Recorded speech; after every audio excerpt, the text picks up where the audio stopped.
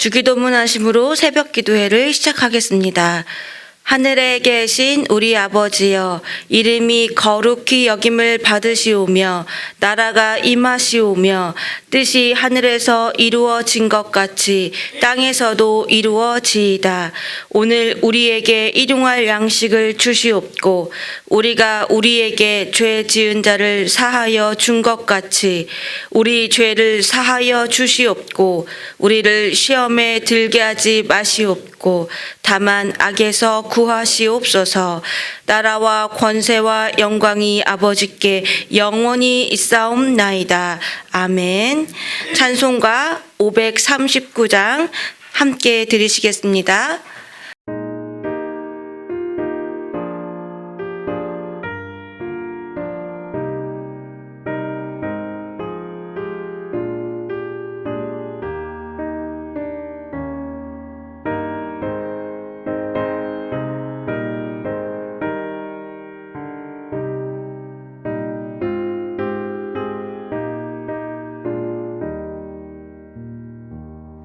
나 예수께 조용히 나가 내 모든 짐 내려놓고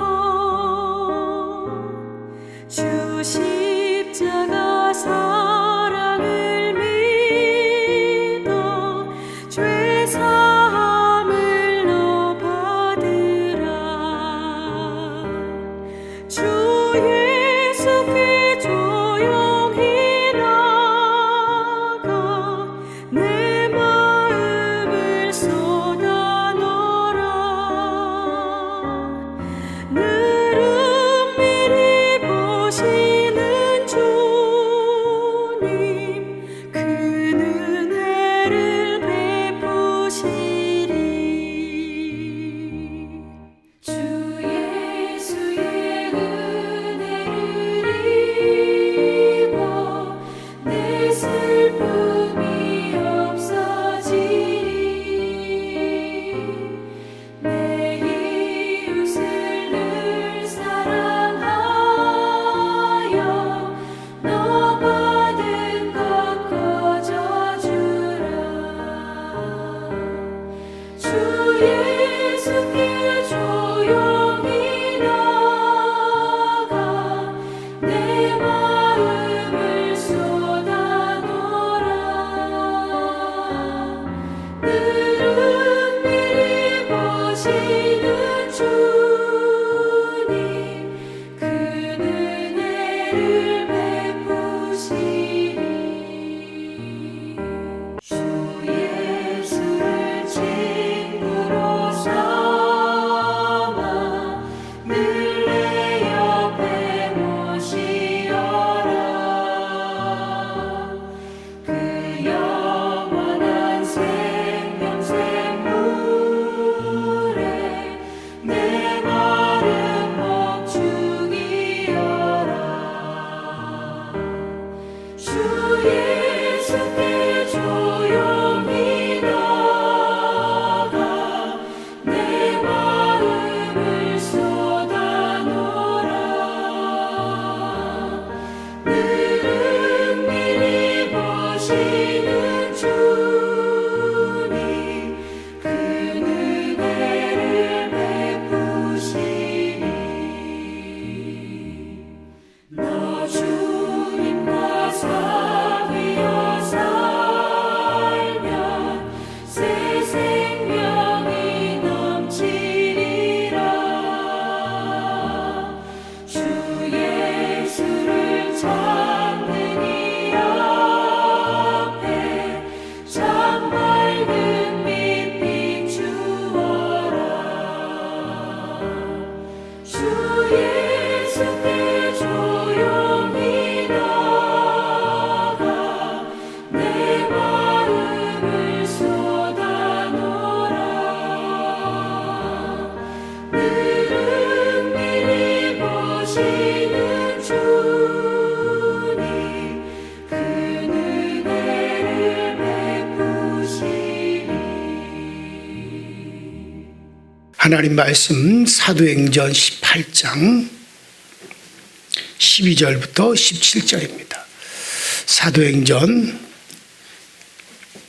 18장 12절부터 17절.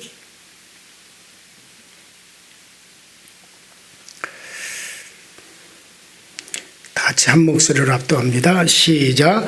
갈리오가 아가야 총독되었을 때 유대인이 일찍이 일어나 바울을 대적하여 법정으로 데리고 가서 이방 사람이 법을 어기며 하나님을 경외하라고 말씀한 말을 바울이 입을 열고자 할 때 갈리오가 유대인들에게 이르되 유대인들아, 만일 이것이 무슨 부정한 일이나 불량한 행동이었으면 내가 너희의 말을 들어준 것이 옳거니와 바울이 불필요하로 영증과 너희에 관한 것이라면 너희가 스스로 처리하라. 나는 이러한 일에 재판장 되기를 원하지 아니하노라.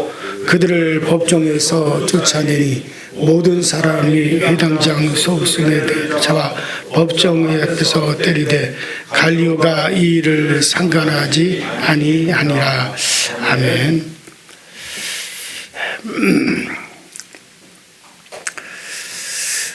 누가복음 15장을 우리가 쭉 읽어보면 거기에 주님께서 세 가지의 비유가 나와요. 그러니까는 쉽게 말해서 잃어버린 자를 찾는, 전도하는 비유가 세 가지가 나옵니다. 하나는 잃어버린 양 한 마리를 찾아가는 비유. 두 번째는 잃어버린 한 드라크마를 열심히 찾다가 그 잃어버린 드라크마, 이 드라크마는 가장 작은 돈의 단위예요. 그리고 세 번째로는 두 아들 중에 잃어버린 아들, 탕자에 대한 비유. 그래서 잃어버린 것을 찾는, 쉽게 말해서 우리가 전도하여 영혼을 찾아 하나님께로 돌이키는 그 일에 대한 세 가지 비유를 예수님이 누가복음 15장에 하신 것을 봅니다. 그 이렇게 주님께서 찾으시는 세 가지 비유의 공통점이 무엇이냐? 하나를 잃어버렸다는 것이요. 잃어버린 다음엔 모든 수단과 방법을, 노력을 다 동원을 해서 기어이 찾아내고야 만다는 거죠. 그리고 두 번째로는 찾은 다음엔 너무너무나 즐겁고 기쁜 나머지 사람을 초청하여 잔치를 벌였다는 거죠. 자, 하나님은 우리를 어떤 경우에도 지켜주십니다. 버리지 아니하시고, 만약 우리가 잃어버린 자가 되었으면 기어코 찾아내고야 마십니다. 그러니까 우리가 안심이란 말이에요. 우리를 지키시기 위한 하나님의 열심은 대단하십니다. 그러나 하나님만 우리에게 열심이 있는 게 아니에요. 악한 사단도 우리에게 엄청난 열심을 가지고 있습니다. 그 열심을 품고 있단 말이에요. 한 영혼을 우리가 찾아내어 다시 하나님께로 이끄는 이 일에, 그러니까 영혼에 대한 관심은 하나님도 대단히 높으시지만 또 사단도 대단합니다. 하나님은 우리를 지키시고 우리 영혼을 구원하기 위하여 열심을 내시고, 사단은 어떻게 하든지 사단의 나라, 자기가 영혼이 들어가고 영혼이 갇힐 그 지옥에 영혼이 함께 있게 하고 영혼이 자기가 다스리기 위한 자기 소유로 삼으려고 하는 그 사단도 열심을 내고 있습니다. 자, 우리는 하나님의 보호하심과 하나님의 품 안에 있기 때문에 안심입니다. 하지만 이 악한 마귀 사단이는 어떻게 하든지 삼킬 자를, 자기가 삼킬 자를 찾기 위해서 우는 사자처럼 입을 벌리면서 으르렁거리면서 기회를 엿보고 있습니다. 여러분들, 배가 잔뜩 고픈 사자가 거리면서 두리번두리번거리면서 어디 먹을 거 없나 하고 두리번두리번거리면서 어슬렁거리고 있다고 생각해 보세요. 그 주변에 연약한 토끼라든가 연약한 사슴이 얼마나 졸이겠습니까? 연약한 어린 양이 있다고 합시다. 얼마나 위험한 겁니까? 그러니 하나님의 품 안에서 빠져나가 잃어버린 양이 되지 않기를 바랍니다. 그러니 복음이 가는 곳에는 언제나 충돌이 생겨요. 이건 영적인 일이기 때문에 그런 거예요. 이거 하나님이 지키려고 찾으시려고 하는 하나님의 열심이 대단하죠. 거기다가 자기의 것을, 자기와 함께 영원한 지옥에 함께 갈 자기 소유를 내놓지 않으려고 하는 사단의 그와 같은 열심도 대단하죠. 그러니 항상 충돌이 생기는 겁니다. 그러니까 전도하다가 어떤 우리 잃어버린 한 영혼을 다시 하나님께로 찾아오는 일에 대해서 여러분 핍박이 오고 어려움이 오는 거, 그건 당연한 거예요. 그건 당연한 겁니다. 자, 그래서 예수님께서도 전도하러 가는 제자들을 향해 뭐라 그럽니까? 내가 너희를 보내는 것은 마치 어린 양을 이리떼, 굶주려 으르렁거리는 이리떼가 있는 곳으로 보내는 것과 같구나. 그 이리떼가 그 양을 보면 물고 뜯고 그러지 않겠느냐? 너희들도 그렇다는 거예요. 자, 그러니까 여러분들 전도할 때는 충돌이 생길 수밖에 없어요. 내가 내 가정을 복음화하려고 할 때는 그만큼 어려움을 겪고 고난을 겪을 수밖에 없는 거예요. 주님이 또 그렇게. 자, 그러나 우리가 또 그렇다 할지라도 반드시 승리하게 되어 있어요. 그럼 왜냐하면 우리를 지키시고 도우시는 또 하나님이 계시기 때문에. 네. 자, 그래요. 복음은 잃어버린 자 또는 구원받아야 할 하나님의 백성을 찾는 역할입니다. 그러나 사단은 길을 쓰고 그것을 막으려고 그래요. 우리는 계속해서 바울의 복음 전파에 대해서 지금 계속 쭉 살펴봤습니다. 그런데 반드시 뒤따르는 것이 있으니 유대인들이 따라다니면서 바울을 핍박합니다. 때때는 돌로 찢고 루스드라 같은 데서는 돌로 바울을 때려서 죽었어요. 죽은 개 집어던지듯이 성 밖으로 집어던졌어요. 그런데 바울이 살아났어요. 또다시 자기를 죽인 성으로 또다시 들어가 또 복음을 전합니다. 그런 일들이 바울에게 계속 생겨나죠. 바울은 전도를 통해서 한 영혼이라도 더 살리겠다는 것이고 사단은 어떻게 하든지 사람들을 충돌시켜서 바울을 죽여 없애어 복음 확산을 막겠다라고 하는 거죠. 자, 바울뿐만 아닙니다. 지금도 전도하는 전도자와 사단의 충돌은 계속되고 있습니다. 여러분들이 전도로 나설 때 이 충돌을 꼭 염두에 두셔야 됩니다. 그리고 기도하셔야 됩니다. 충돌의 방법은 다양합니다. 어떤 때는 핍박으로, 어떤 때는 여러 가지 문제를 일으켜 전도에 몰두하지 못하게 만듭니다. 그런가 하면 어떤 때는 내가 누구를 전도하려고 하면 그 전도 대상자의 마음을 빼앗아 전도가 어려워지게 하기도 합니다. 자꾸 접촉한 결과로 마음이 거의 열린 상태가 되었는데 갑자기 마음이 닫히고 오는 것을 싫어합니다. 제가 언제 전에 자전거포에 자전거 수리하는 그 주인 아저씨를 전도를 하는데 마음이 많이 열렸어요. 그리고 교회도 한두 번 나왔어요. 근데 어느 날 지나는 길에 딱 찾았더니 완강히 거부를 하는 거예요. 갑자기 마음이 돌변해가지고 아, 오지 마시오 막 그러면서 소리를 지르는 거예요. 갑자기 마음이 바뀌었어요.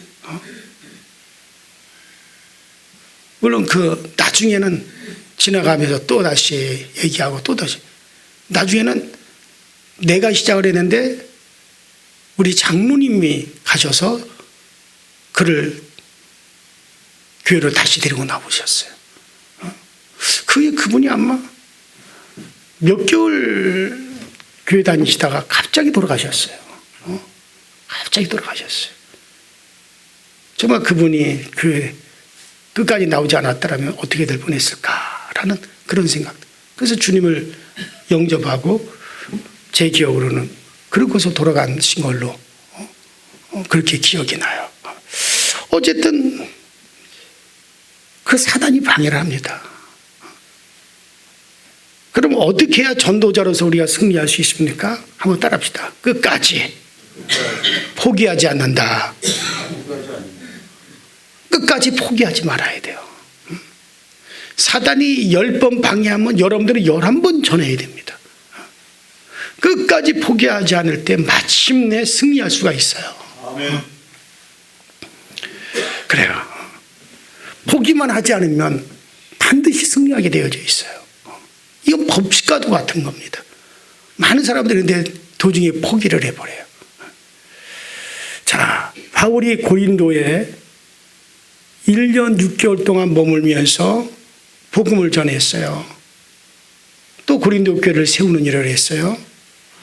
바울이 특별히 고린도에 다른 지역보다 더 오랫동안 머물렀던 것은 그가 환상 중에 하나님께서 이 고린도 성에는 나의 백성들, 하나님의 백성들이 많이 있다라고 하는 것을 환상을 통해서 알려주셨어요.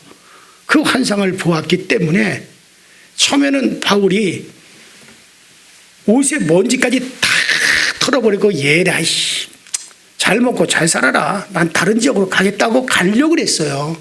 우리 지난 시간에 보았잖아요. 그런데 환상 중에 하나님이 바울아 입을 닫지 마라. 계속 입을 열어서 말하라. 예수를 말하라. 그리고 이 성중에는 나의 백성이 많으니라.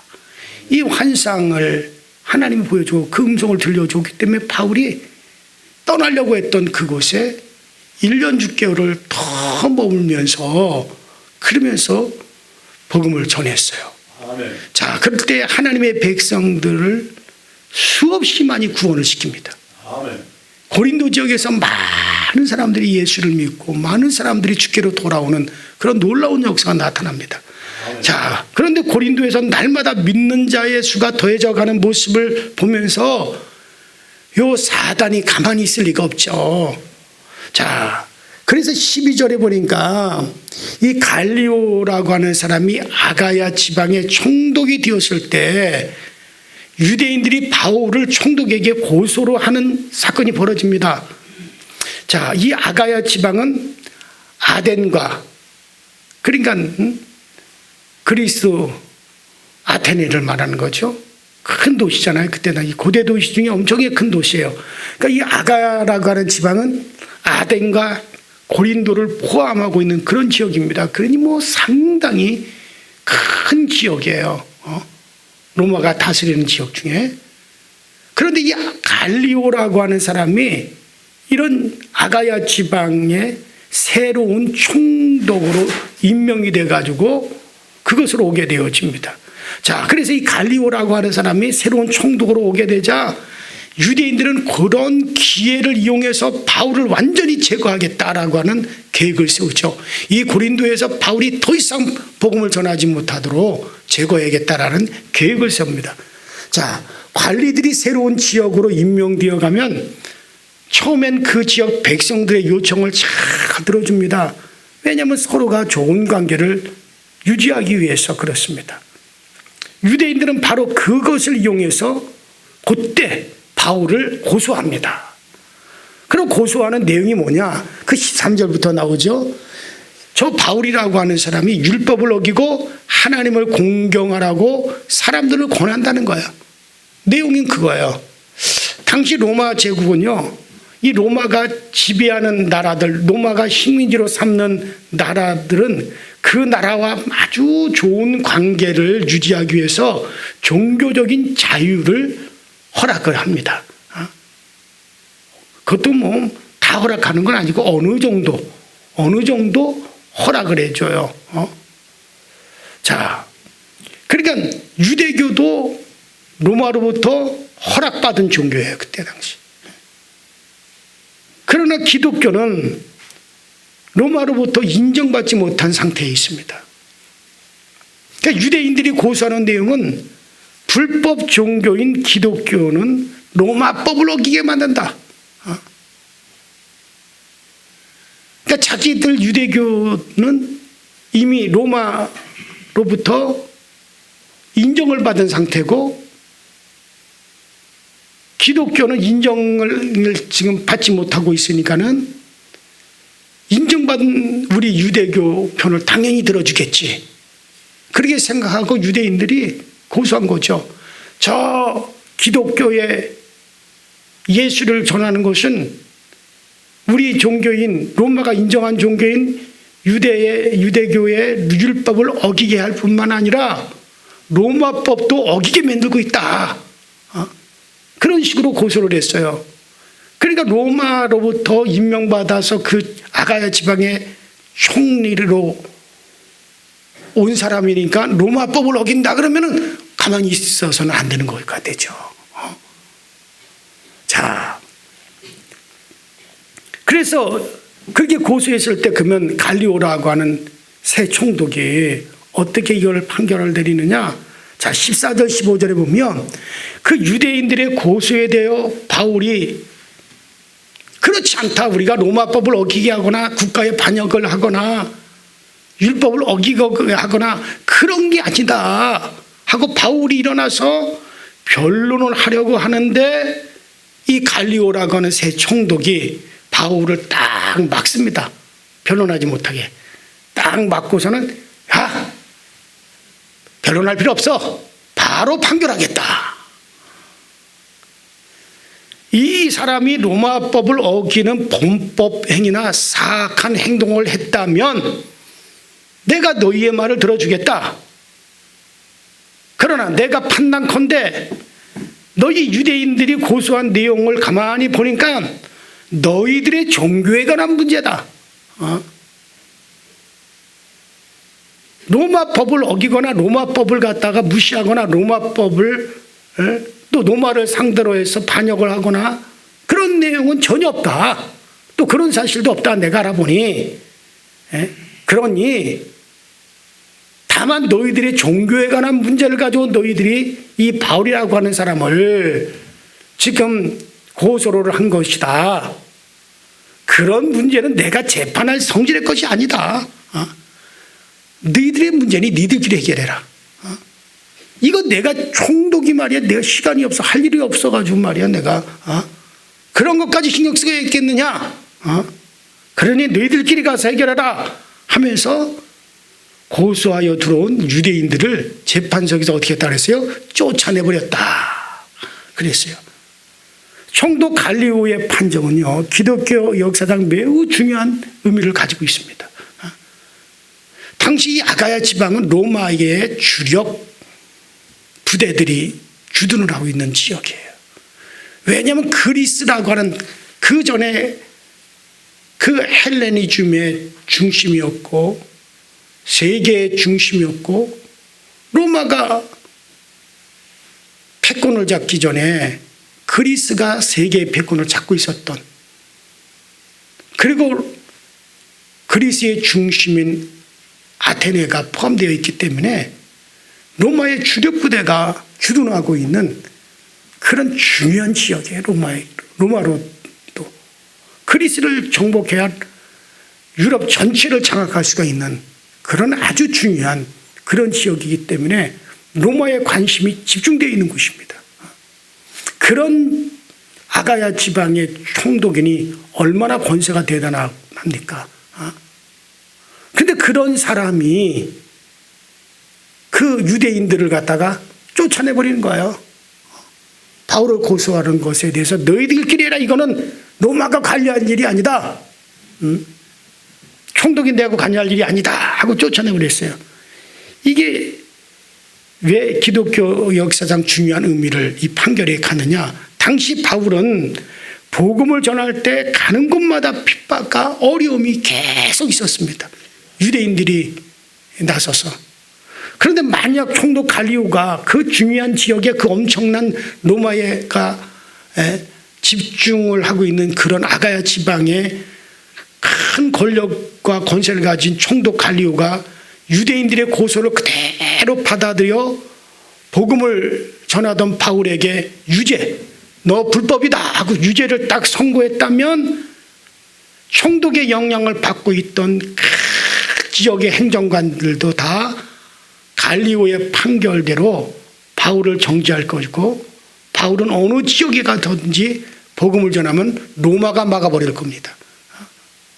결국 바울의 선교에 큰 어려움을 당할 수밖에 없었을 거예요. 그러나 이 갈리오가 바울의 손을 딱 들어줌으로 이후에 바울이 더욱더 꺼리낌 없이 선교에 힘쓸 수 있단 말이죠. 어느 지역에 가든지 야 이미 기독교는 내가 예수를 전하는 거는 로마에 어떤 해악도 끼치지 않는다라고 이미 판결이 내려졌어 라고 어디 가든지 바울이 말할 수 있는 근거가 되어버린 거죠. 그래서 과거에 비해서 훨씬 더 자신감을 가지고 복음을 전할 수가 있게 된 겁니다. 복음을 위해서 어떻게 하든지 핍박과 고난을 헤치고 나가는 바울에게 하나님이 날개를 달아준 셈이 되어진 거예요. 아멘. 자, 그래서 이 갈리오의 판결은 바울이 복음을 전해도 법적으로 문제될 것이 없다라고 하는 것을 로마법으로 분명하게 확인을 해준 셈입니다. 즉 복음의 자유가 로마 제국으로부터 법으로 보장된 그런 셈이죠. 그러니 이제 복음이 불법이라는 비난은 할 수가 없게 되었어요. 자, 하나님은 그 지역을 다스리는 최고의 권세자를 통해서 바울을 돕도록 하셨습니다. 말단의 간수가 바울을 도와도 큰 힘이 생기는데 하물며 최고의 권세자가 바울을 도왔으니 얼마나 큰 힘이 되었겠어요. 갈리오가 그렇다고 이 갈리오가 하나님을 믿고 하나님을 섬기는 사람입니까? 고넬료처럼 뭐 하나님을 섬기는 그런 사람이었습니까? 아닙니다. 그러나 하나님의 도로 쓰임을 받았어요. 아멘. 우리가 열심히 하나님의 일을 한다면 하나님께서는 반드시 도울 자를 붙여주신다고 저는 확신합니다. 열심히 전도하세요. 열심히 우리가 충성하세요. 여러분이 열심히만 한다면 하나님은 불신자들을 동원하셔도 우리를 도와주실 겁니다. 하나님은 돕는 자를 곳곳에 세워놓으셨어요. 우리가 정말 전도의 일을 하고 복음의 일을 할 때 돕는 자를 곳곳에 하나님은 세워주시고 우리가 힘들 때 우리에게 힘이 되어줄 수 있는 요소도 하나님은 곳곳에 세워두십니다. 이스라엘 정탐꾼 2명이 여리고성을 점탐하러 갔을 때 그곳에 전혀 생각하지 못했던 기생 라합을 돕는 자로 세워놓으셨고 정탐꾼들은 목숨을 내어놓아야 되는 거죠. 정탐이라는 것이 적진으로 들어가는 것은 목숨을 내어놓는 거예요. 실제로 그들이 여리고성에 들어갔을 때 여리고 왕이 군사를 풀어 이 정탐하러 들어온 이들을 잡기 위해서 군사를 동원했어요. 만약 잡힌다면 두말 없이 사형이죠. 그러나 라합이 다 준비되어 있었습니다. 정탐꾼이 하나님의 일에 목숨을 걸고 그 일을 했더니 하나님이 돕는 자를 만나게 해주신 거예요. 그래서 그들의 생명을 건지게 만들었어요. 모세가 광야에서 하나님의 명령에 순종하여 성막을 만들 때 부살렐과 오홀리압을 그리고 지혜로운 여러 사람을 만나게 해주셨습니다. 그들에 의해서 성막이 완성이 될 수가 있었습니다. 솔로몬이 하나님의 뜻을 따라 성전 건축을 할 때도 역시 돕는 자들을 하나님은 미리 세워두셨어요. 그래서 성전 건축의 역사를 솔로몬이 다 이룰 수가 있었습니다. 그러니 우리는 열심히 충성하면 그러면 하나님께서 반드시 돕는 자를 붙여주신다는 거예요. 갈리오 총독의 판결이 끝났습니다. 자, 그리고 이제 바울은 그 고린도에서 자유롭게 복음 전파를 더 힘쓰고 그리고 그곳에 더 머물다가 자신을 파송했던 수리아 안디옥으로 돌아갑니다. 이곳으로서 바울의 2차 전도 여행이 마감이 되는 거예요. 그리고 이제 다음 시간부터 바울의 2차 전도 여행이 끝나고 3차 전도 여행을 준비해서 3차 전도 여행이 이제 시작되는 내용이 이제 다음 시간부터 또 전개가 되어집니다. 자, 오늘 이 아침에 우리 다 같이 합심하여 기도할 때 하나님, 우리가 정말 복음을 전하는 일, 때를 얻든지 못 얻든지 여러분들이 만나는 사람들에게 입을 다물지 마시고 입을 열어 예수를 말하십시오. 여러분들 내가 전하는 것이 부족하다고, 내가 전하는 것이 별 볼 일 없고 지식적으로 내가 부족하고 말이 내가 정말 말재주가 없고 그렇다 하더라도 사용하셔서 역사하시는 분은 하나님이십니다. 하나님은 그것 사용하여 주십니다. 그러니 여러분들이 그 마음만 품으십시오. 그 마음만 여러분이 놓지 않는다면 내가 내 주변에 일부러 여러분들이 막 찾아서 돌아다니지 않아도 됩니다. 그저 여러분들이 일상생활 속에서 만나는 사람들에게 입을 다물지만 마세요. 그러면 하나님이 역사하여 주십니다. 우리 전에 다 같이 주여 한번 부르시고 우리의 일을 위해서 사용되어지게 하여 주옵소서. 자, 주 예수 이름을 부르며 나갈 때 승리 주십니다. 다 같이 주여 한번 부릅니다. 주여, 전능하신 하나님 우리 아버지, 주님 은혜와 주의 사랑에 감사합니다. 오늘도 우리에게 은혜 주시고 오늘도 우리에게 역사하사 오늘도 우리를 하나님의 거룩한 도구 되게 하시고 우리로 하여금 하나님의 도구로서 사용되어지게 하시고 하나님의 도구로서 오늘 우리가 무전한 필요가 할 때 하나님께서 우리를 사용하시는 역사가 되어 나타날 수 있도록 주님께서 도와주옵소서. 우리가 입을 다물지만 않는다면 하나님께서는 반드시 우리를 통해서 역사하실 것이요 우리를 통해서 반드시 그 길을 열어놓으실 것입니다. 주 예수 그리스도를 우리가 말하는 일에 있어서 아버지 우리에게 지혜와 지식과 총명을 더하여 주시고 그 무엇보다도 필요한 것이 있습니다. 담대함입니다. 담대함을 놓치지 않게 하여 주시고 우리가 입을 열겠다. 정말 누구를 만나든지 내가 입을 열겠다. 입을 열어 예수를 내가 말하겠다. 예수를 내가 말할 것이다. 우리가 다짐한다면 반드시 하나님은 우리를 사용하실 것이고 반드시 하나님은 그 열매를 보게 만들어 주십니다. 우리는 승리하게 되어집니다. 그러므로 하나님 우리 모두에게 이 모든 지혜와 지식과 총명으로 우리에게 꼭 역사하사 하나님의 뜻이 꼭 우리를 통해서 이루어질 수 있게 하여 주시옵소서.